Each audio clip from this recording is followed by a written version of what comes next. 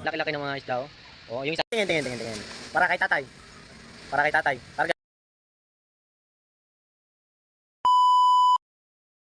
Good morning mga sir and ma'am. Ngayon nga pala ay magtitinda ako. 4:30 na pala ako lumabas ng bahay guys at para nga tignan ko may isda na at may mga gulay. At pagkalabas ko nga guys ay may isda na at gulay kaya mamimili muna tayo ng isda natin guys. At dito nga guys tapos na mamili ng mga isda guys. Tatlong klase nga lang pala yung isda ko guys. Asa-asa, tambakol at bangus. At pagkatapos ko nga dito guys ay mamimili na rin ako ng gulay. Nakadisplay na pala yung mga gulay guys tapos umulan pa nga dito sa amin. Sana guys huwag masyadong malakas yung ulan para mapagbenta tayo ng maayos. At dito nga guys nakapili na tayo ng mga gulay natin. Ito nga yung mga gulay natin guys. Ang gaganda nga ng gulay natin. At ipapalista ko na rin yan kay Frank para ma-display na namin sa kariton. Ito na pala yung saging ko guys. Dilaw na nga yung kinuha ko kahapon. Ilalabas ko na rin pala yung kariton ko guys. Pati yung saging para ma-display na doon sa kariton ko. Ito nga pala siya kahapon guys. Medyo green pa siya kahapon. Tapos nilagay ko lang sa ilalim ng lamesa namin. Kinuha ko nga pala kahapon yan guys doon sa suki namin. Para guys may extra income pa kami ni Frankie. At eto nga guys nilalagay ko na sa lamesa para mahinog na to para bukas. 11 kilos nga lang pala yung saging ko na nabili ko kahapon. At sana nga maubos to ngayong araw guys yung saging natin para malaki-laking tubo natin. Ito na pala yung mga isda natin guys. Nilalagay ko na sa timba para ma-display na natin sa kariton. Ayan nga guys medyo madilim pa dyan guys para hindi kami tangaliin ngayong araw. Nilalagay ko na pala dito guys yung mga isda ko sa timba. Tapos talagyan ko na ng yellow para sumariwa nga siya. Kapag kay Joby nga pala ako kumukuha ng isda guys ay maaga nga pala ako lagi. Para nga guys makalis kami ng maaga dito sa bahay at para makapunta na rin dun sa ruta namin. At dito nga guys dinidisplay ko na yung mga saging ko dito sa kariton. Nilalagyan ko nga pala ng dyaryo dun sa bandang katawan niya guys para nga hindi malamog siya. Dapat kasi guys alaga tong saging na to dahil masayalan nga to. Pagkatapos ko naman guys mag-display ng isda at saging guys, ito naman si Frankie dinidisplay ng mga gulay. Marami nga pala yung gulay natin ngayon guys ay umabot nga ng 1.7. Tapos yung isda naman natin guys ay umabot nga ng 3,300. Tapos yung punan nga pala natin guys sa saging ay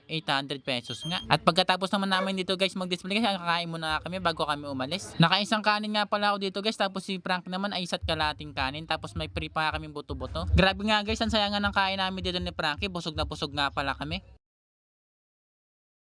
Yo guys, paalis na kami ni Frank. Ayan, si Frank. Inaayos niya yung kariton. Ayan.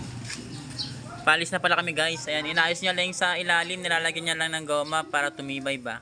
Kasi medyo, luma na yung goma na una na tinali namin. Kaya pinalitan niya ng bago. Ayan. Ayan guys, tinda na tayo guys. Let's go. Paubusan nito ngayon. Ayan. Dami natin paninda. Andito na pala kami guys sa masuki namin dito guys. Tapos may pinaiwas sa amin na baboy. Kinapchap nga lang pala ito ni Frankie guys na maliliit guys. Kasi nga pang sahog to sa gulay.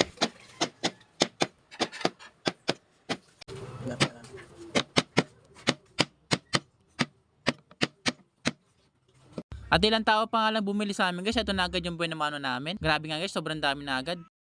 Dito naman guys, bumili nga sa amin sa suki 200 pesos na baboy. 205 nga pala to guys. Ay yung tawad na nga lang yung 5 piso.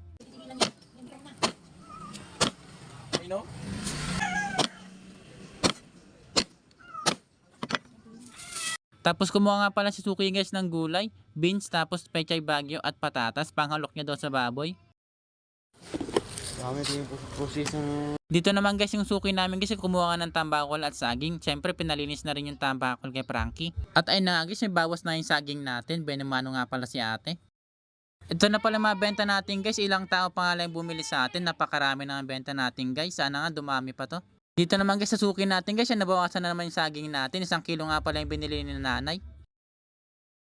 Sa suki naman natin dito guys, ay bumili nga ng isang tambakol halagang 170 pesos at pinaiwa na rin sa akin. At nagkwentuhan nga pala kami nila ate about sa pag-vlog namin. At yan nga guys, isama nga daw natin sa vlog natin si ate ngayong araw. Masaya nga kami guys kasi yung masuki namin ay todo suporta sa amin. Shoutout nga pala sa suki namin na napakabait at ang daming kinukuha sa amin lagi. At eto nga pala yung nakuha niya guys, tambakol guys, ay napakaganda nga guys. Pulang-pulang nga tambakol na to. Yung suki namin guys na puro na ng buo pera. Suki, anong wala ka eh. Anong ka barya-barya talaga. Puro yung barya. 3 piraso. Dahil namili siya kaninang madaling araw ng mga gulay sa bossing namin. Ayan. Brad. Dito naman guys ay bumili nga ng suki namin ng picture ng manok at pinatimbang na rin sa akin at pinaiwan na rin kay Frankie. 100 po kilo tayo.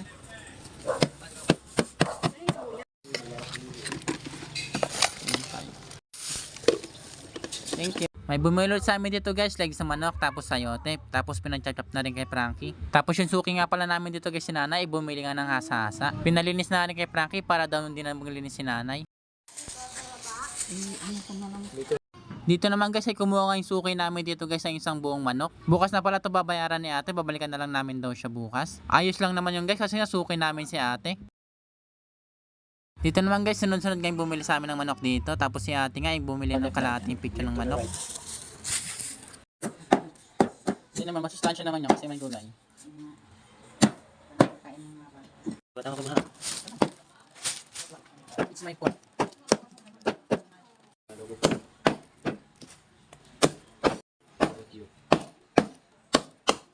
Unang subdivision pa nga lang kami guys, ito na pala yung mga paninda namin natira. Dalawang piling na lang pala yung saging namin guys, tapos yung namin na napakarami pa nga. Tapos ito na pala yung benta namin dito guys sa unang subdivision guys. Napakarami na nga guys. Matik ba? Nandito na pala tayo kay tatay guys ay kumuha nga sa atin ng marami. Kumuha sa atin guys ng tambakol at bangus. Tapos Laki manok ng mga baboy isda, nga. Oh, yung isa, next. Bangos. Or other.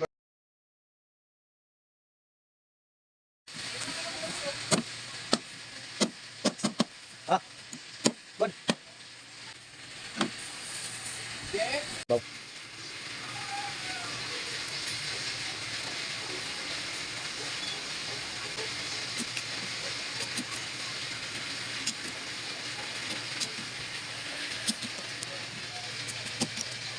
Bon. Tagal na. Hindi tayo.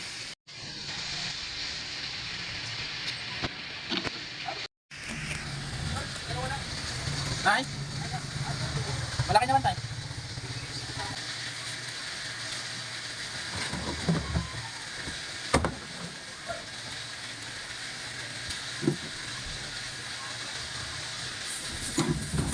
Tingin. Para kay tatay. Karga. Deliver. Ah.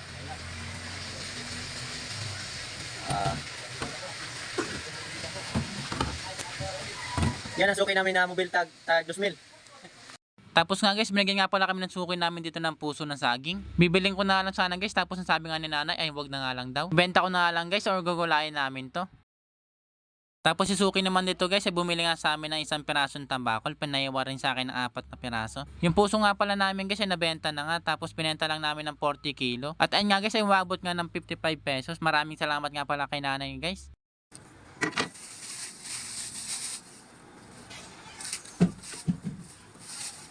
Tapos ito na pala yung matira namin ngayong araw guys. Ayan nga guys, sobrang dami pa na isda namin. Pero ayos nga lang yun guys, ang mahalaga nakapagtinda kami ngayong araw. Tapos yung gulay naman namin guys, madami pa nga. Tapos yung saging, tapos yung manok baboy ay naubos na nga. Tinitimbang na pala ni Frankie yung mga gulay guys, tapos ibabalik na lang namin to. Tapos nakapag-remit na pala kami guys ng manok baboy at isda. At ayun nga lang muna for today's video guys. Maraming salamat nga kung nakaabot ka man sa video na to. Don't forget to like and share guys. Maraming salamat. Bye bye.